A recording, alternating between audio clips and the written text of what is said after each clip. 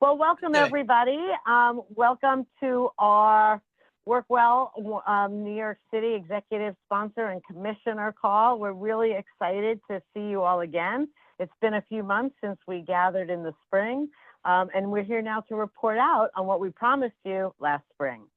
So because we're WorkWell and we like to get centered, and we know that you've probably already been running on this Friday morning, getting ready for hopefully a beautiful weekend, let's just take a minute to center ourselves. And part of how we can do that is a tool that we all have within our body, and that's our breath. So if folks want to either close their eyes, lower their gaze, put their feet flat on the floor, maybe sit up a little bit taller, and just take a big, deep inhale and then audibly exhale it. Ready?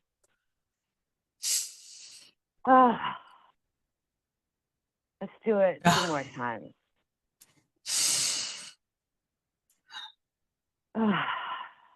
Thanks for being unmuted, Renee.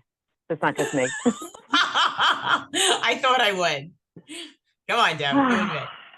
Everybody. Heavy sigh, heavy sigh. We all have so much happening in our lives, and Absolutely. we just have to remember to breathe. Too often we hold it in. So again, thank you so much for being here.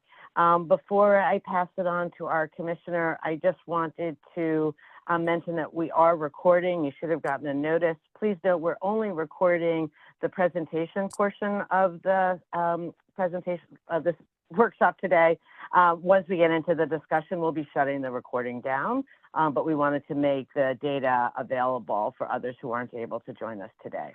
And we'll be sharing it with you in case you want to watch it again. So with that, it is my pleasure to introduce our commissioner, Renee Campion, or as the mayor introduced her at our block party on Monday, Renee Champion. And she has been a stalwart advocate for WorkWell. So take it away, Renee.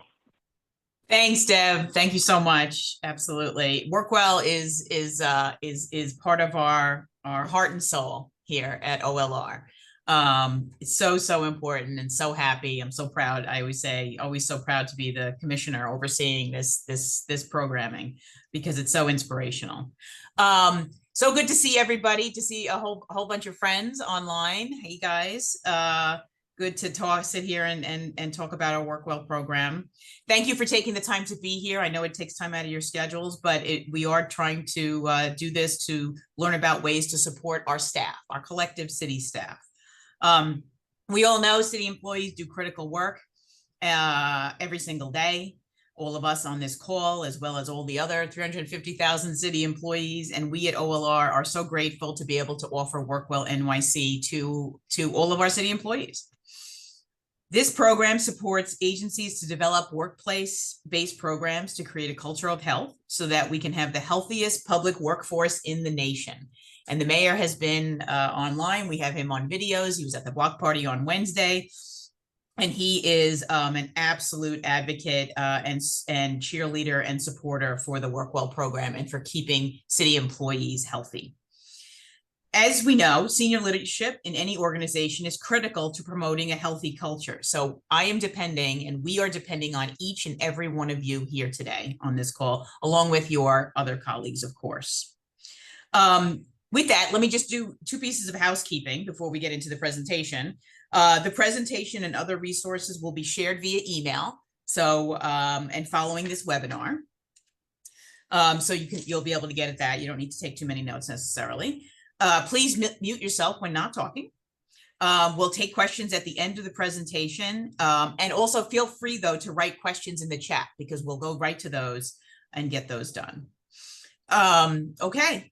It is a pleasure now for me to introduce our amazing WorkWell NYC team. Just amazing. I can't understate how amazing they are. They're just outstanding group.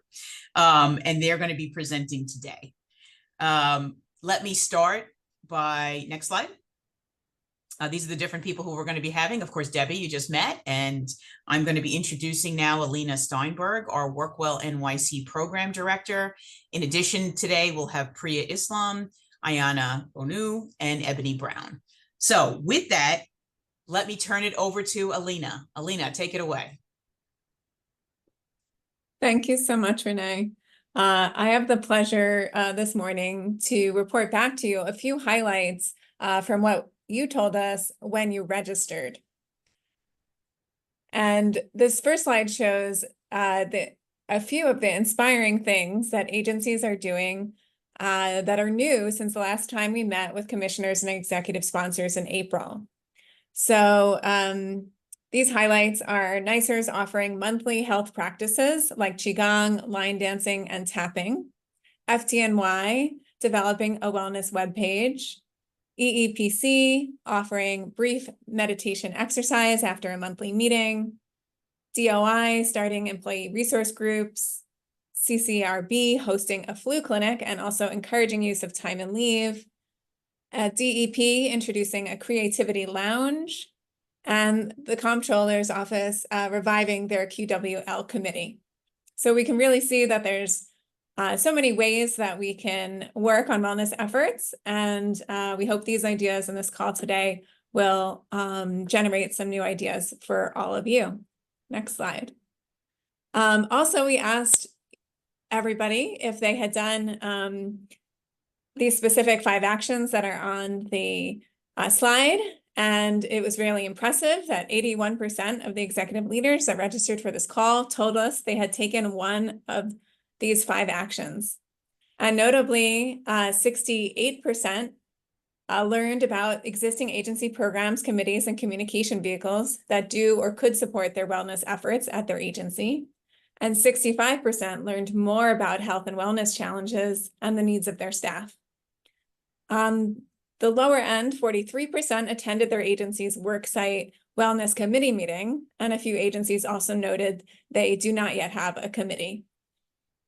So these numbers show that there's substantial effort our city agency leadership is engaging in, as well as opportunities for further action.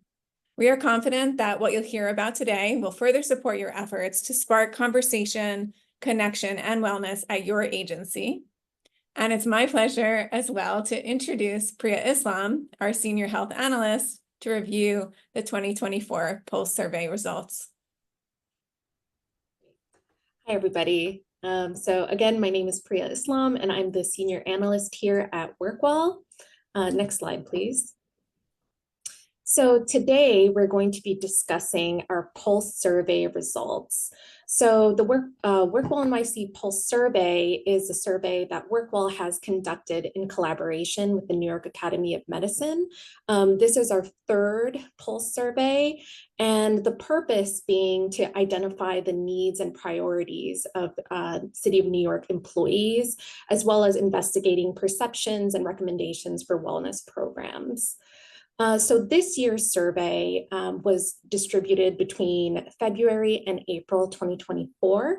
And some of the key areas that we'll be discussing today include perceptions of WorkWell, agency climate and work environment, employee health and health outcomes, executive leader feedback, and recommendations for agencies. So for this survey, we were able to hear from over 5,500 employees. We also heard from 206 executive leaders. And for the Pulse survey, executive leaders were defined as commissioners on any level, agency chiefs of staff, executive directors, etc. We also heard from 771 supervisors on the non-executive level. We found that the responses were well represented across age and race ethnicity for the City of New York. About 60% were WorkWell NYC participants. Half of survey respondents worked with the city for over 10 years, and also a quarter have worked for the city for over 20 years. 3/4 of the survey respondents identified as female, and the majority, 80%, are represented by a union. We also got 64 agencies to be represented for the Pulse survey. And of those, 31 agencies reached the 5% headcount. So WorkWell put out a call for agencies to promote the survey, and we asked agencies to try to reach for 5% of their headcount. And lo and behold, you'll see that we had 31 agencies reach that 5%, which is a tremendous accomplishment and a testament to the work that the agencies put in to promote the survey. I will just make a quick note that agency headcounts vary tremendously across the city. So 5% may be doable, more doable for smaller agencies than agencies that may have a much larger headcount. But still not to diminish, the accomplishments of all the agencies that promoted the survey. We also found that 5 of the agencies made up about half of the responses, and those agencies are as follows: Department of Education, Health and Hospitals, Department of Social Services, Department of Health, and ACS, Administration for Children's Services. So again, thank you to all the agencies that responded to the Pulse and for everyone here on the call that was able to promote the Pulse survey. Now moving on to employee perceptions. So we found that the majority of city employees are familiar with WorkWell NYC, and they found some benefit from worksite wellness programming. First, you'll see that 8 out of 10 employees would recommend WorkWell NYC to their colleagues. Additionally, we found that 70% of survey respondents noted that they were familiar with WorkWell. And of those who were familiar, we also found that over about 3/4, reported the following. So first, 77% reported that WorkWell helped employees feel positively about healthy lifestyle behaviors. And 73% noted that WorkWell supports employees' healthy lifestyle goals.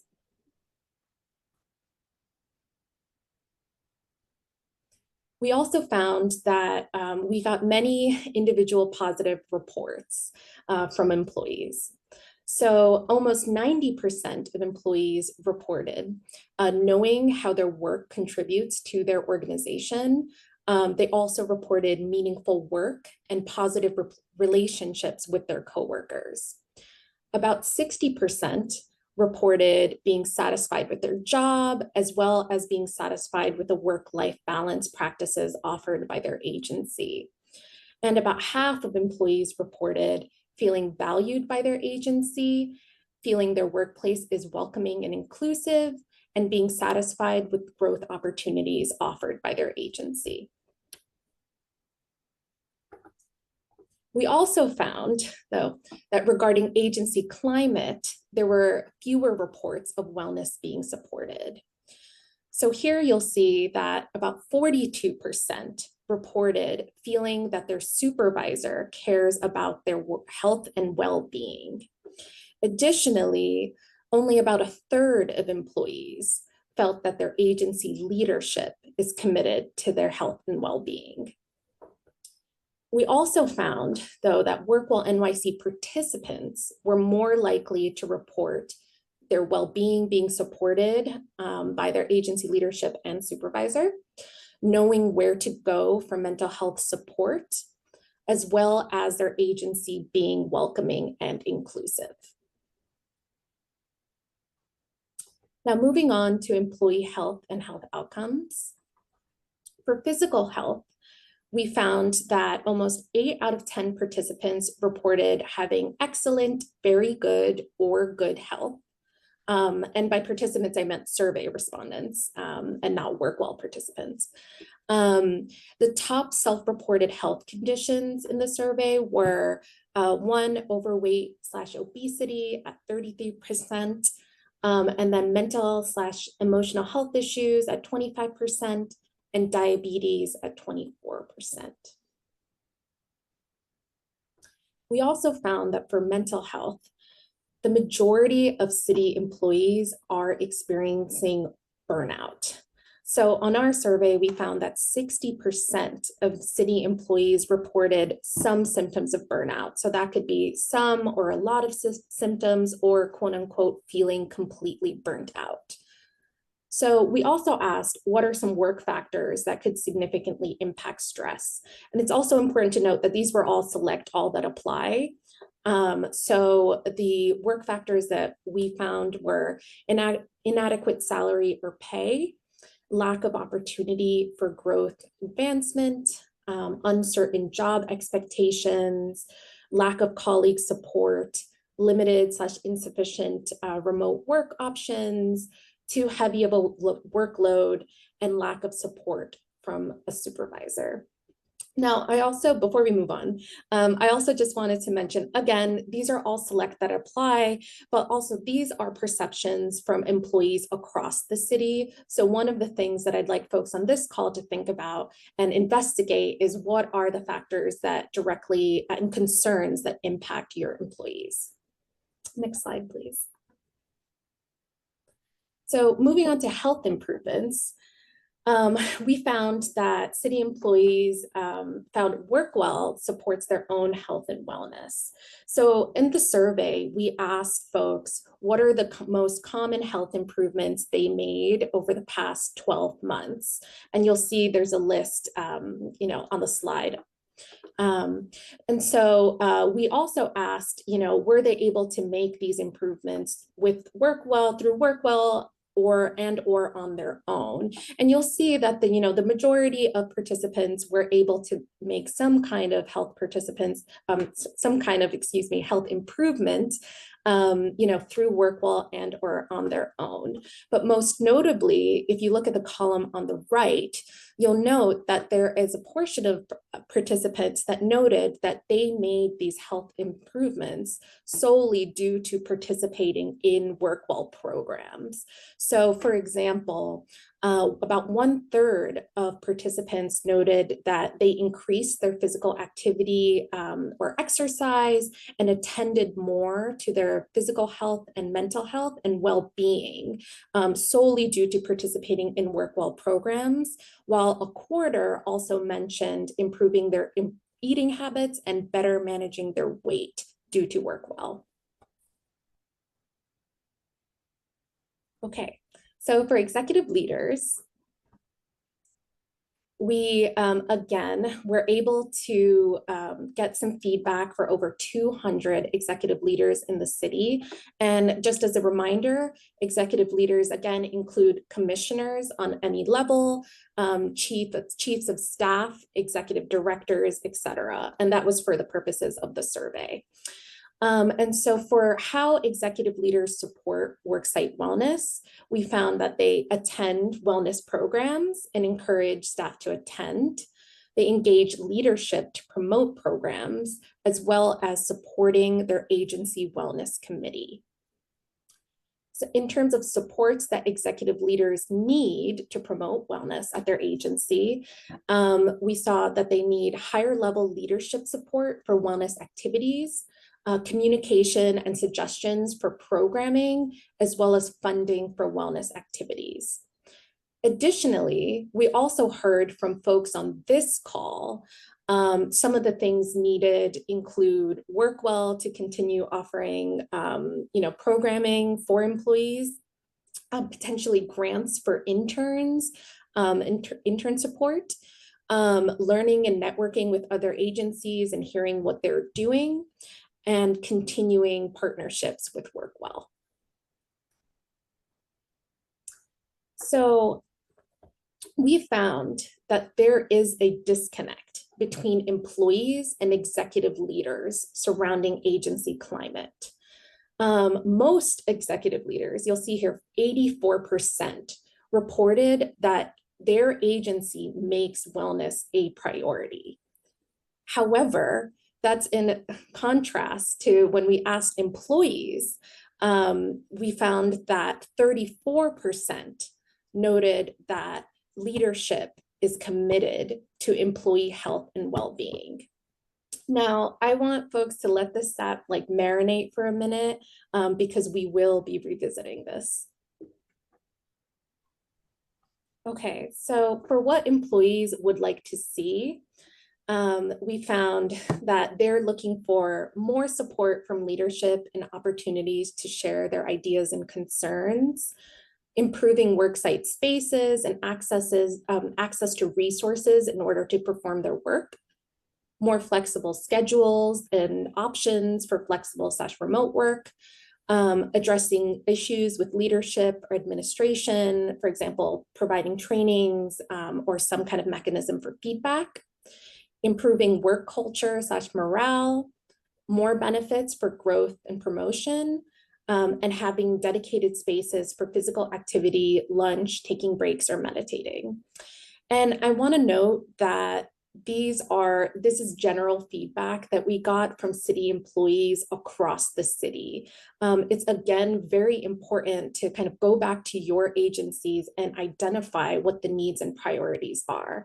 And folks on this call, you may have heard about the culture of health and a culture of health principles that WorkWell has been conveying to agencies. And you might notice that some of these suggestions really reflect some of the culture of health principles in terms of visible commitment of organization leaders and strategic communications. And, as an evaluator, I'm biased for, saying evaluation, which is also a culture of health principle. And I will leave off by saying, it's very important that regardless of what the data says here, to again go back to your agency to identify what the specific needs are and concerns of your staff.